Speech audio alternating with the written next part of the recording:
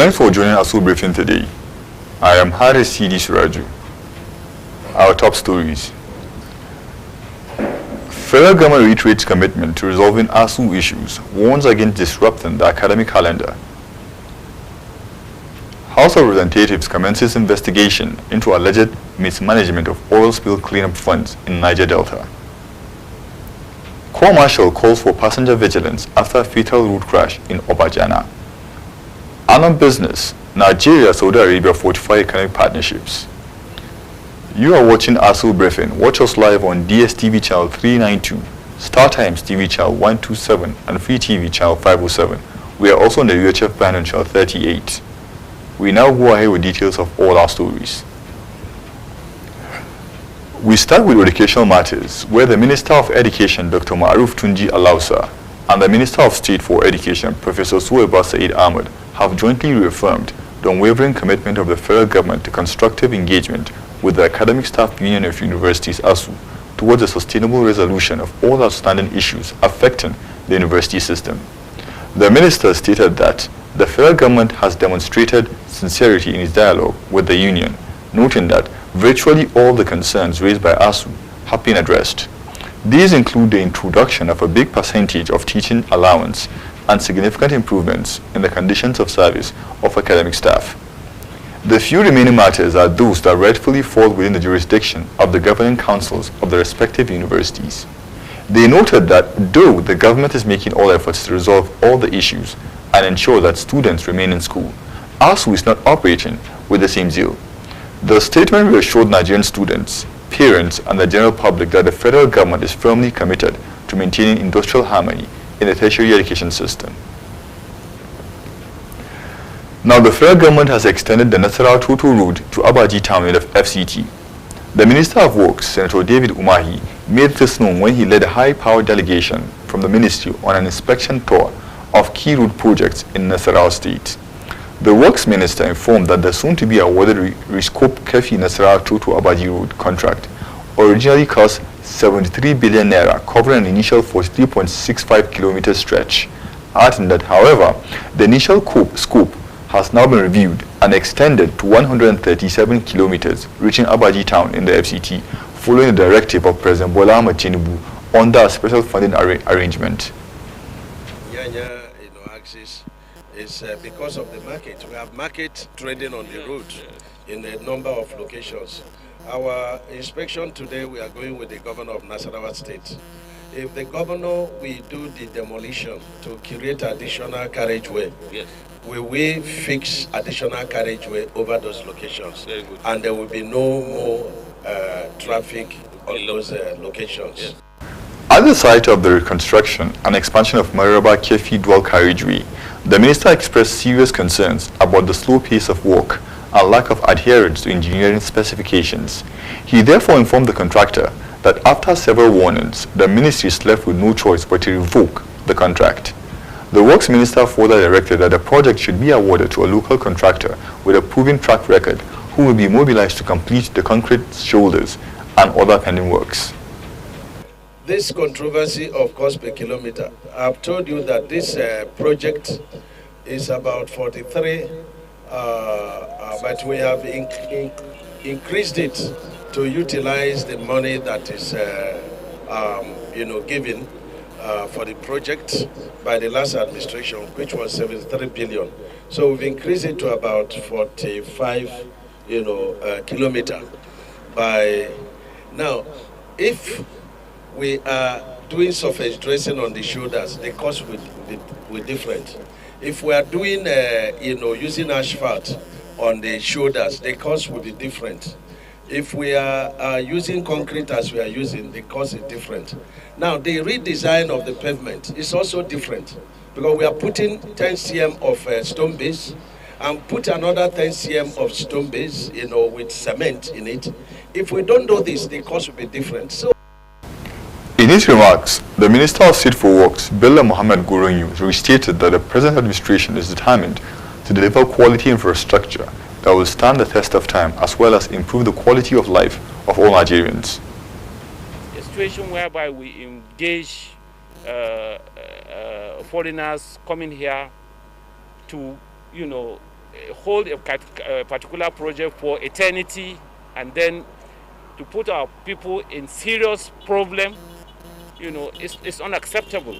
And Honourable Minister, I accept all your reasons and conclusions, and I support you for these directives you gave this morning and this afternoon, and I'm sure it will go a long way in reducing the hardship that is being faced by our people.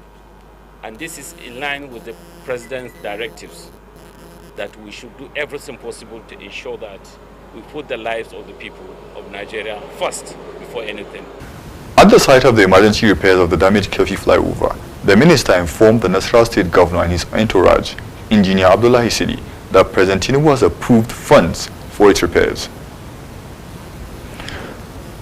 Now, the Permanent Secretary, Federal Ministry of Housing and Urban Development, Dr. Shuaibu Belgo, has charged the contractors handling the Nasarawa State Renewed Hope Estate project to redouble their efforts, saying that the ministry is determined to deliver the project within the next 6 months.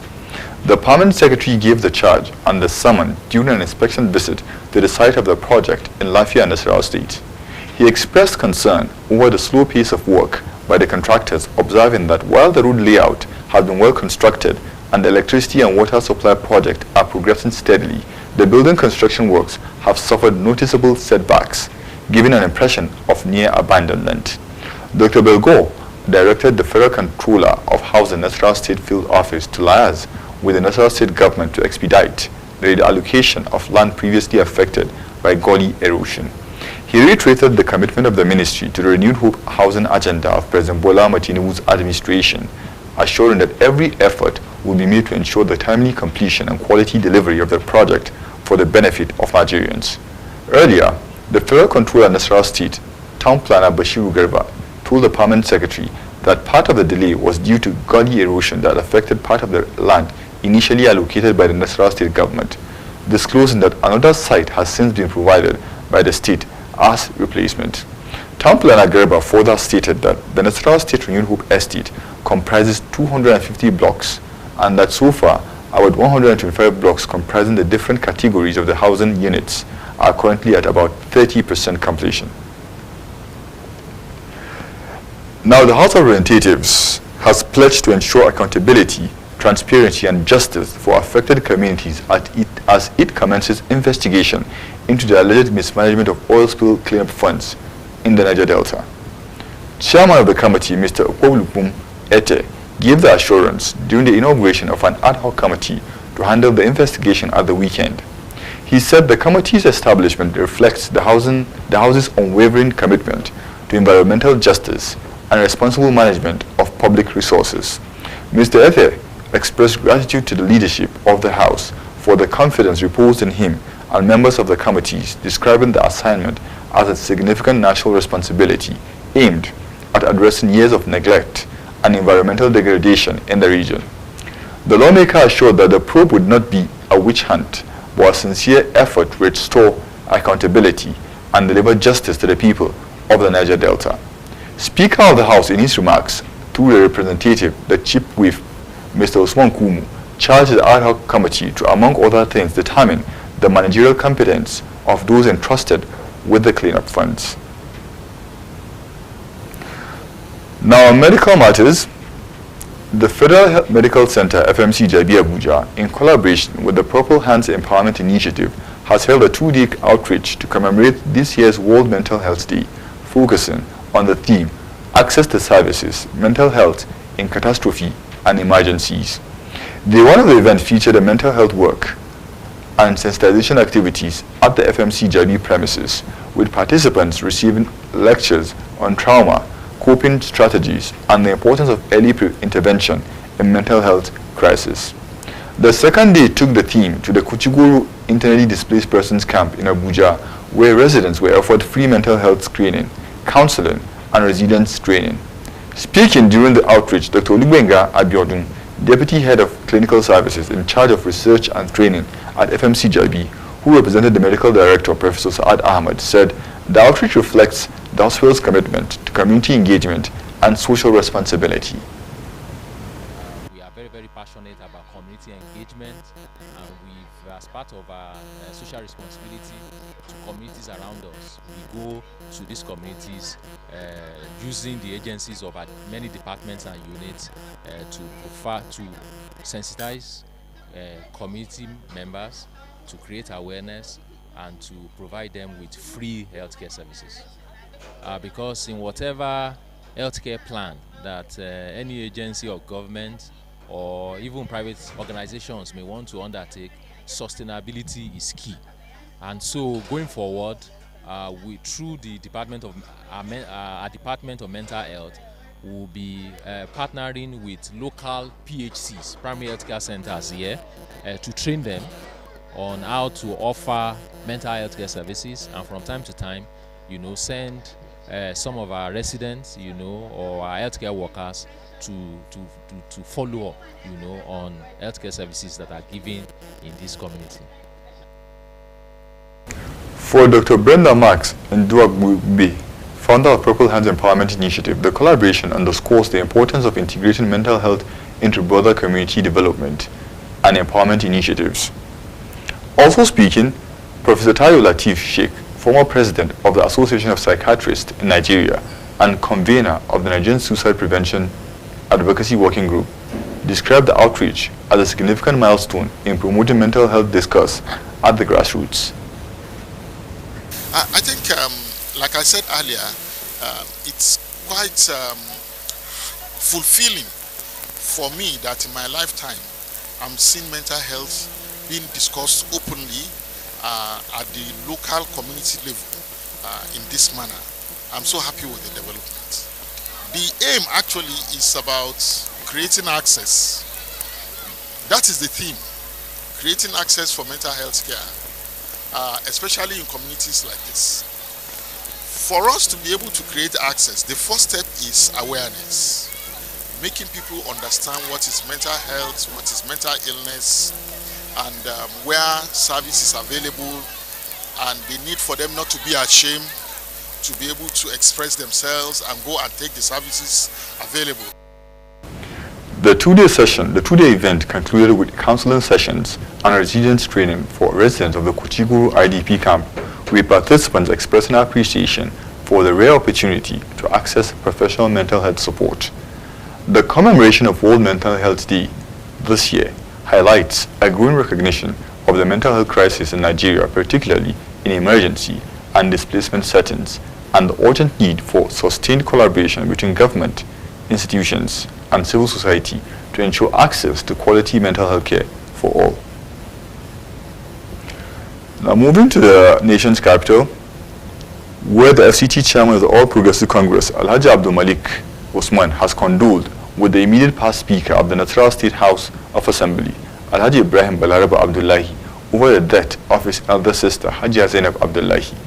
Hajia Zainab Abdullahi passed away at the University of Abuja Teaching Hospital after a brief illness on Friday. Correspondent Abdullahi Mukhtar completes the report. The news of the demise of Hajia Zainab Abdullahi became known early Saturday morning following reports that she passed away late Friday evening.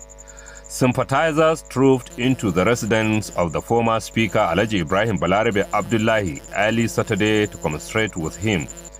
Among the early callers were the FCT APC chairman Alhaji Abdul Malik Usman, former Gwagwalada Area Council chairman Alhaji Mustafa Adamudanze, and the Federal Commissioner and Chief Executive Officer of the National Commission for Refugees, Migrants and Internally Displaced Persons, Alhaji Tidani Aliyu Ahmed. They all described the death of Hajia Zainab as a great loss, not only to her family, but also to Nasarawa State and the close associate of the former speaker. They prayed to Almighty Allah to forgive her shortcomings and grant her Al-Jannatul Firdaus. She is our sister, a devoted Muslim, a mother, and a wife. So we don't have anything to say than to pray for her, a perfect soul to rest in peace.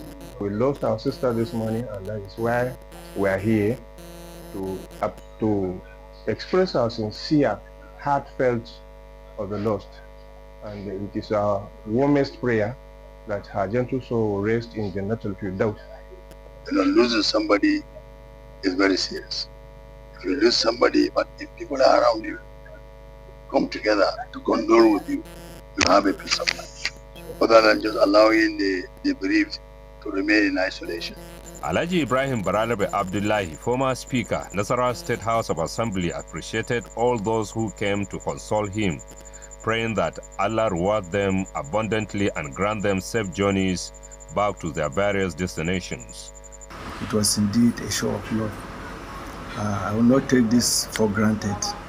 They have indeed demonstrated that they are true friends and true brothers and true sisters. I appreciate them and I thank them sincerely.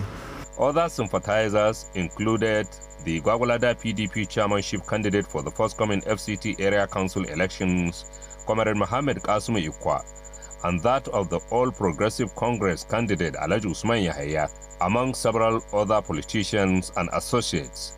Late Hajia Zainab Abdullahi died at the age of 68 after a brief illness. She is survived by 4 children and has since been buried according to Islamic rites. Abdullahi Mukhtar, Aso Television News. Now the chairman of Abaji Area Council, Alhaji Abubakar Umar Abdullahi, has attended the final burial rites of the late Alhaji Muhammad Ajia, the Dagachi of Ekun and father of Honorable Abdul Rahman Ajia, member representing Abuja South Federal Constituency in the House of Representatives. In a statement issued by the Chief Press Secretary to the Chairman, Comrade Abu Muhammad, Alhaji Abubakar Umar Abdullahi, on behalf of the government and people of Abaji Area Council, prayed to Almighty Allah to forgive the shortcomings of the deceased and grant his soul the eternal rest in Al-Jannatul Firdaus. The chairman described the late Alhaji Muhammad Ajia as a respected traditional leader who lived a life of humility, service, and dedication to the progress of his community. Alhaji Abdullah further extended his condolences to the Honorable Abdurrahman Ajia and the entire Ajia family, urging them to take solace in the fact that their father lived a fulfilled and impactful life worthy of emulation. The funeral, which took place in Ekun community, was attended by top political figures, traditional rulers, religious leaders, and residents of the area who came to pay their last respect to the late community leader. May he rest in peace. Still in Abaji, where the chairman of Abaji Area Council, Alhaji Abubakar Umar Abdullahi, met with Jumat Masjid imams from across the 10 political wards of the council at the Abaji Area Council Conference Hall. A statement issued by the chairman's chief press secretary, Comrade Abu Muhammad, said Director General of the AUA Campaign Council, Honorable Muhammad Angulibelu, welcomed the imams and emphasized the importance of their prayers and support for the chairman's re-election bid. Chief Imam of Abaji Area Council, Alhaji Bala Usman, commended the chairman's leadership qualities, citing his efforts to promote peace, stability, and welfare of residents. Alhaji Abubakar Umar Abdullahi sought the imam's prayers and support for his second-term campaign, requesting prayers for continued peace, health, and progress in Abaji. Alhaji Tawheed Abdullahi of Jibwis was requested to offer prayers for peace, health, and recovery. Imams were directed to form a committee to verify credentials of unemployed imams for further consideration. The chairman concluded by seeking prayers and support from religious leaders and residents as he embarks on his 2026 second-term chairmanship bid. When Aso Briefing returns, more stories on business and other stories. Please stay with us after a short break. Good evening and welcome to the greatest show on earth. This is a people's game. They will be bubbling about this one for weeks and months to come. Let's go!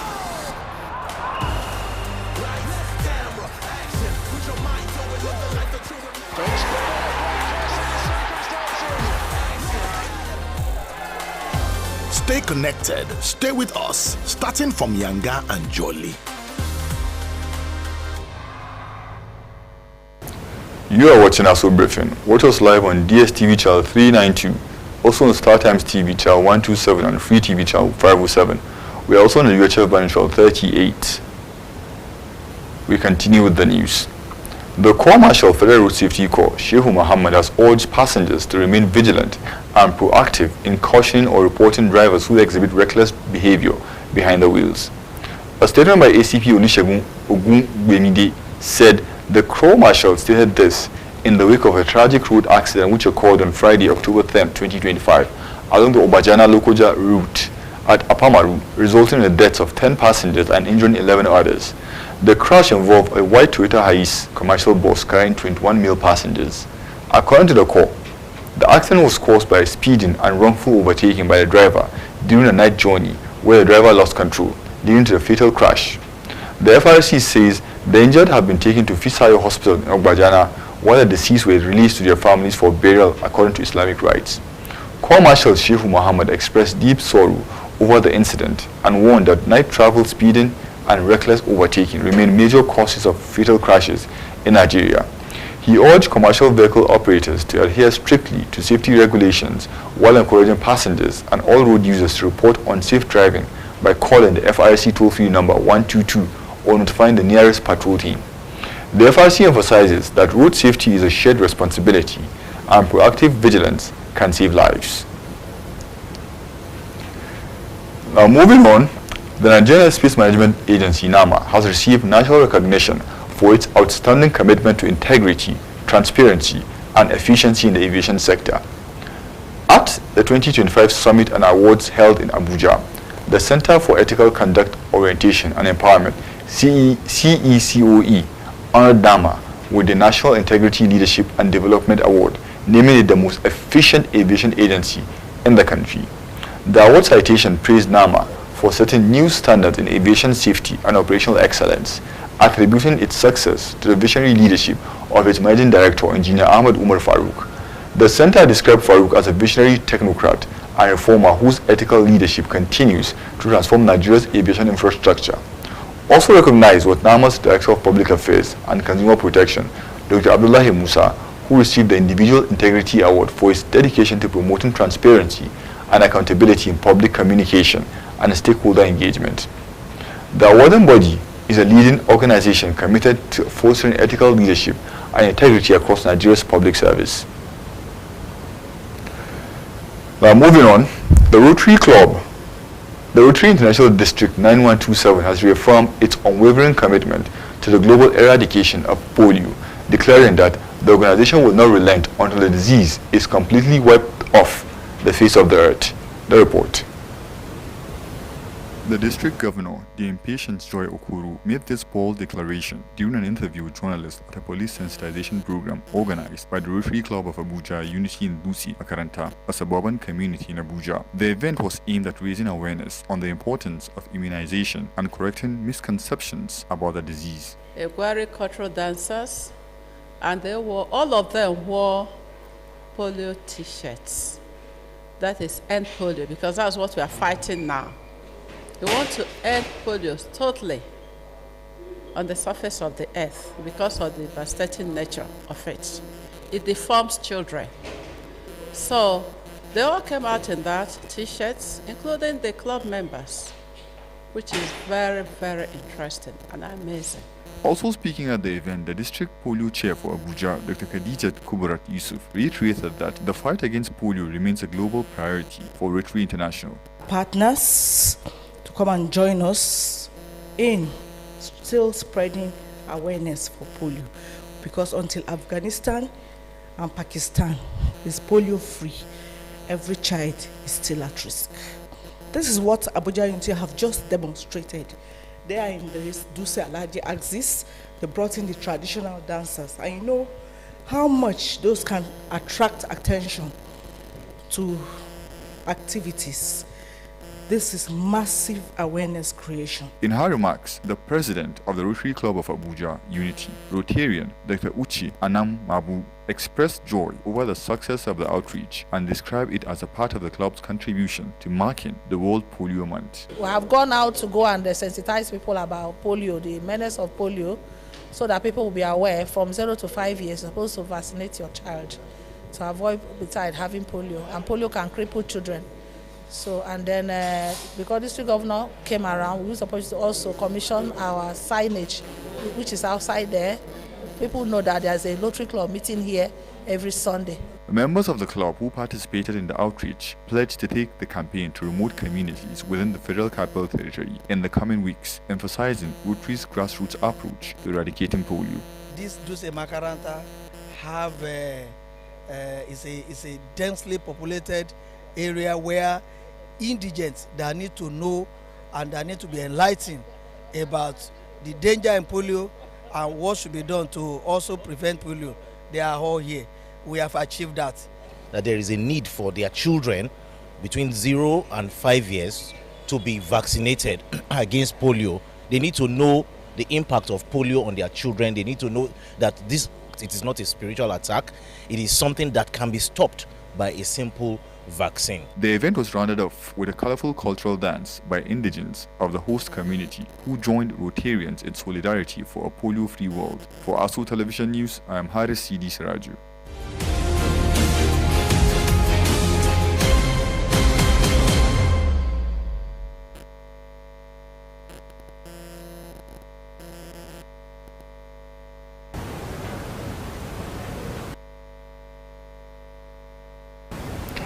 Economic experts have emphasized the need to develop and prioritize initiatives capable of stemming the tide on climate change in order to maintain a conducive environment for businesses to thrive. This is the focus at the pre-conference meeting organized by the African University of Science and Technology in Abuja under the local organizing committee for the AFRECCC 2025 conference. Engineer Michael Mosey, while calling on relevant stakeholders to participate and collaborate in the forthcoming conference on towards a better outcome. Business correspondent Ile Meji has details. In his remarks at the pre-conference meeting in Abuja, President, African University of Science and Technology, Professor Azikiwe Peter Onwalu, highlights the necessity of decarbonizing the ecosystem for better business environment. So the idea of looking at scientific ways of mitigation of climate change is about decarbonizing the economy in such a way that the energy systems we are using should shift from carbon-based systems such as the petrochemicals to bio-based systems that are renewable, and that is why the theme of this conference is about the future of energy and climate change. Professor Onwalu pointed efforts of the University on climate change with a center established at the institution. This center here in the university is a center that is created to conduct research and use the products of research to impact on the economy by working with private sector, government agencies, development partners, and so on, for us to increase our understanding of what climate change is all about, and by understanding, having deeper understanding of what climate change is, then we will now be able to come up with solutions, come up with initiatives, especially grassroots initiatives. Earlier, impact of food security and system response through the platform. AFREC seeks to bridge that divide, connecting science to governance and governance to action. Through this platform, we are building a continental framework that situates climate action as the foundation of industrial competitiveness, food security, and human development. The LOC secretary expressed optimism of better outcomes from the conference while noting commitment of the AUST. AFREC 2025 is a call to the African Union and the African member states for coherence, for collaboration, for continual leadership. It is about positioning Nigeria and Africa not as a victim, but as an architect of resilient, knowledge-based solution preference. Also speaking, the lead Awards and Fundraising Committee, Dr. Peter Oji, highlights sustainability plan and expectations. To raise African sustainability and innovations, to see that the sustainability is a practical project. It's not just something that you just speak about, it's something that you work towards for effective working of our system. Aso Television News. Still on business, the federal government has expressed its willingness to strengthen its economic ties with the international community. Director of Information and Public Relations to the Federal Ministry of Finance, Mr. Mohamed Manga, in a statement disclosed that the Minister of State for Finance, Dr. Doris Uzoka Anite, said this in a keynote address titled GCC, Nigeria Partnership Shaping New Growth Pathways at the Money 2020 Middle East Conference in Saudi Arabia. The minister noted that Nigeria's participation has provided an opportunity to showcase the country's fintech and investment opportunities, attract foreign direct investors, and promote economic cooperation. Dr. Uzo Kanite explained that under the leadership of President Bola Tinubu, Nigeria is building a rules-based financial system that enables innovation while safeguarding stability. She added that Nigeria's engagement in Riyadh advanced concrete partnership across capital markets, trade, and technology with emphasis on balancing innovation with financial stability, and held bilateral meetings with senior Saudi officials. While acknowledging that the outcomes of this visit underscores the commitment of both nations to deepen economic cooperation and unlock new opportunities for growth and development, the statement further acknowledged that with these developments, Nigeria is poised to attract significant foreign investment, leverage cutting-edge technology, and further cement its position as a key player in the global economy. And that's Aso Briefing for today. Many thanks for watching. I'm Haris Siraju. Have a good day.